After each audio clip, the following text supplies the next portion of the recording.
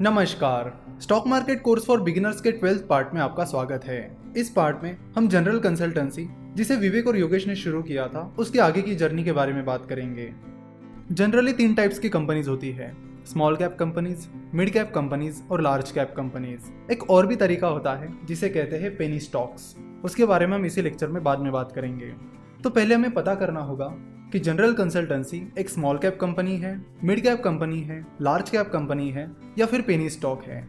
तो कंपनीज का ये जो कैटेगराइजेशन है ये मार्केट कैपिटलाइजेशन पर डिपेंड करता है। यानी कंपनी के मार्केट कैपिटलाइजेशन के हिसाब से ये डिसाइड किया जाता है कि कंपनी मिड कैप है, स्मॉल कैप है, लार्ज कैप है या पेनी स्टॉक है। तो अगर आपको मार्केट कैपिटलाइजेशन क्या होता है ये पता नहीं है तो आपको बता दूं कि मार्केट कैपिटलाइजेशन से कंपनी की साइज पता चलती है। यानी ये पता चलता है कि कंपनी छोटी है, मीडियम साइज की है, बड़ी है या फिर बहुत ही छोटी है। तो यहाँ पर अगर आपको पता करना है कि जनरल कंसल्टेंसी बड़ी कंपनी है या छोटी कंपनी है तो उसके लिए आपको पता करना होगा उसका मार्केट कैपिटलाइजेशन। और मार्केट कैपिटलाइजेशन का फॉर्मूला है share price multiplied by number of shares. तो मान लेते हैं कि जनरल कंसल्टेंसी के टोटल शेयर्स 16,33,98,690 है और जनरल कंसल्टेंसी की शेयर प्राइस फिलहाल 320 रुपए चल रही है। तो आप नंबर ऑफ शेयर्स को यानी 16,33,98,690 को जनरल कंसल्टेंसी के शेयर प्राइस यानी 320 रुपए से मल्टीप्लाई करते हो तो आपको जनरल कंसल्टेंसी की मार्केट कैपिटलाइजेशन पता चलेगी, जो कि निकल कर आती है 5,228.75 करोड़। तो यहाँ पर हमें जनरल कंसल्टेंसी की मार्केट कैपिटलाइजेशन पता चल गई है। तो अब जनरल कंसल्टेंसी की मार्केट कैपिटलाइजेशन 5,228.75 करोड़ है। तो फिर जनरल कंसल्टेंसी एक स्मॉल कैप कंपनी है, मिड कैप कंपनी है या लार्ज कैप कंपनी है या फिर वो पेनी स्टॉक है, ये कैसे पता करें? तो जनरली जिन कंपनीज का मार्केट कैपिटलाइजेशन 14-15,000 करोड़ से कम होता है उन्हें स्मॉल कैप कंपनीज कहा जाता है। और जिन कंपनीज का मार्केट कैपिटलाइजेशन 14-15,000 करोड़ से 80-90,000 करोड़ के बीच रहता है उन्हें मिड कैप कंपनीज कहा जाता है। और जिन कंपनीज का मार्केट कैपिटलाइजेशन 80-90,000 करोड़ से ऊपर रहता है उन्हें लार्ज कैप कंपनीज कहा जाता है। जनरल कंसल्टेंसी का मार्केट कैपिटलाइजेशन 5,228.75 करोड़ है, यानी उसका मार्केट कैपिटलाइजेशन 14-15,000 करोड़ से कम है, इसलिए जनरल कंसल्टेंसी एक स्मॉल कैप कंपनी है। और भी एक कैटेगरी होती है जिसे कहते हैं पेनी स्टॉक्स, यानी जिन कंपनीज की शेयर प्राइस बहुत ही ज्यादा कम होती है और जिनका मार्केट कैपिटलाइजेशन भी बहुत ही ज्यादा कम होता है उन्हें पेनी स्टॉक्स कहते हैं। यानी सुज़लॉन एनर्जी, रिलायंस कम्युनिकेशन, ये पेनी स्टॉक्स है क्योंकि इनकी शेयर प्राइस भी कम है और उनका मार्केट कैपिटलाइजेशन भी बहुत ज्यादा कम है।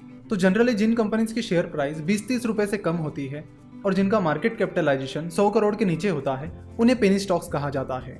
ये एक बहुत ही रिस्की कैटेगरी होती है, इसलिए यहाँ पर इन्वेस्ट करते समय आपको 10 बार सोचने की जरूरत है। बहुत सारे लोग जो कम अमाउंट से शुरुआत करते हैं वो इन्वेस्ट करते टाइम पेनी स्टॉक्स की तरफ ही ध्यान देते हैं, क्योंकि उन्हें लगता है कि मैं किसी बड़ी कंपनी का शेयर खरीदूंगा तो मैं शायद अपने पैसों से 1-2 शेयर ही खरीद पाऊंगा, लेकिन अगर मैं छोटी प्राइस वाले शेयर खरीदूंगा तो मैं 100-200 रुपए में भी बहुत सारे शेयर्स खरीद पाऊंगा। और अगर कोई शेयर 1 रुपए का है और वो 2 रुपए का हो जाता है तो मेरा पैसा डबल हो जाएगा। तो वो कुछ इस तरह सोचते हैं। पेनी स्टॉक्स को कई बार भंगार कैप्स भी कहा जाता है, क्योंकि पेनी स्टॉक्स में ज्यादातर कंपनीज बड़ी ही भंगार कंपनीज रहती है जो किसी काम की नहीं होती, वो बस चल रही है तो चल रही है। उनमें ना कुछ ग्रोथ हो रही होती है ना कुछ ऐसी एक्टिविटी जिससे वो कंपनी रिकवर कर पाए। सो अगर आप नई नई इन्वेस्टमेंट शुरू कर रहे हो तो अब इस कैटेगरी से बिल्कुल ही दूर रहिए, यानी पेनी स्टॉक्स में आपको इन्वेस्ट करना ही नहीं है। देखो, ज्यादा लालच के चक्कर में बहुत सारे लोग पेनी स्टॉक्स में इन्वेस्ट करते बैठते हैं और शुरुआत में ही अपना पैसा गवा देते हैं, तो आप ये गलती बिल्कुल भी ना करें। अगर लार्ज कैप कंपनी की बात करें तो इसमें वो कंपनीज होती है जिनका मार्केट कैपिटलाइजेशन बहुत ही ज्यादा होता है, यानी 80-90,000 करोड़ के ऊपर होता है। तो ये कंपनीज कंपेरेटिवली काफी स्टेबल होती है। ये कंपनीज अपने आप को प्रूव कर चुकी होती है और इनका ब्रांड नेम भी काफी बड़ा होता है। Reliance industries, state bank of India, HDFC bank, TCS, Infosys, ये सारी लार्ज कैप कंपनीज है।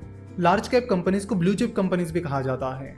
तो large cap company stable companies होती है, यानी अगर कभी क्राइसिस भी आता है तो इस कंपनी के पास उतना बैकअप होता है कि वो उस खराब टाइम में भी स्टेबल रहे। इसलिए लार्ज कैप कंपनीज में की हुई इन्वेस्टमेंट कंपेरेटिवली सेफ इन्वेस्टमेंट मानी जाती है और large cap companies stable returns देने के लिए जानी जाती है। देखो, ऐसा नहीं कि कोई कंपनी लार्ज कैप है तो आप आंख बंद करके इसमें इन्वेस्ट कर सकते हो, बिल्कुल भी नहीं। इन्वेस्ट करते टाइम आपको बहुत सारा एनालिसिस करना होता है, जिसके बारे में हम धीरे धीरे आगे बात करेंगे। उसके बाद हम बात करेंगे स्मॉल कैप कंपनीज की। स्मॉल कैप कंपनीज छोटी कंपनीज होती है और जब कोई कंपनी छोटी होती है तो 2 चीज़ों पर आपको ध्यान रखने की ज़रूरत है। पहला, ग्रोथ अपॉर्चुनिटीज़ और दूसरा, फेल्यूर का रिस्क। जो छोटी कंपनीज होती है उनमें ग्रोथ अपॉर्चुनिटीज़ काफ़ी ज़्यादा होती है वही साथ ही फेल होने का खतरा भी उनमें काफ़ी ज़्यादा होता है।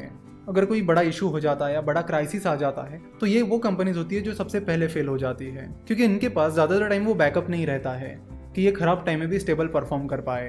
तो जब भी आप किसी स्मॉल कैप कंपनी का एनालिसिस करोगे तो ज़रूरत है आपको डीप एनालिसिस करने की, क्योंकि यहाँ पर रिस्क ज़्यादा होता है और आपको अच्छा इन्वेस्टर बनना है और अच्छे रिटर्न कमाने हैं। तो पहली चीज़ जो आपको सीखनी होगी वो ये कि रिस्क को मैनेज कैसे करते हैं। कई बार चाहे कैटेगरी कौन सी भी हो, चाहे वो स्मॉल कैप हो, मिड कैप हो या लार्ज कैप हो, आपको ऐसी अपॉर्चुनिटीज़ मिल जाती है जहाँ पर रिस्क बहुत ही ज़्यादा कम होता है और जो ग्रोथ अपॉर्चुनिटीज़ होती है वो काफ़ी ज़्यादा होती है। तो इस तरह का रिस्क मैनेजमेंट आपको सीखना होगा और धीरे धीरे करना होगा, क्योंकि investment is all about risk management. It's not about risk taking, it's about risk management.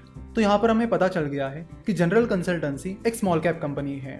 तो फिर अब इस कंपनी में इन्वेस्ट करें या ना करें, अगर करें तो फिर किन किन चीज़ों पर ध्यान रखें, ये सबसे बड़े सवाल हमारे सामने खड़े हो जाते हैं और अगले लेक्चर से हम इन्हीं सवालों पर डिटेल में चर्चा करेंगे। उससे पहले आपको बता दूं कि ये जो पेनी स्टॉक्स हैं इनसे आपको बहुत दूर रहना है, हमेशा दूर रहना है। अब बस लालच में आकर पेनी स्टॉक में बिल्कुल भी इन्वेस्ट मत कीजिए। हम ये चीज़ बार बार इसलिए बता रहे हैं कि ज़्यादातर पेनी स्टॉक्स बहुत ही गई गुजरी कंपनीज होती है जो कुछ भी काम की नहीं होती, या तो वो बैंक्रप्सी के नज़दीक होती है या तो फिर किसी स्कैम या इशू में फंसी हुई होती है। तो स्टॉक मार्केट में इन्वेस्ट करते टाइम पेनी स्टॉक्स में इन्वेस्ट करने की गलतियाँ बिल्कुल भी मत कीजिए। हाँ, एक बार आप एक्सपर्ट हो जाते हो, आपको एनालिसिस पूरा आ जाता है, तो फिर आप पेनी स्टॉक के बारे में सोच सकते हो कि गलती से कोई ऐसा स्टॉक तो नहीं है जो पेनी स्टॉक की कैटेगरी में आ गया है। तो ये बात की बात है, लेकिन जहाँ तक शुरुआत की बात है तो शुरुआत में पेनी स्टॉक में बिल्कुल भी इन्वेस्ट मत कीजिए।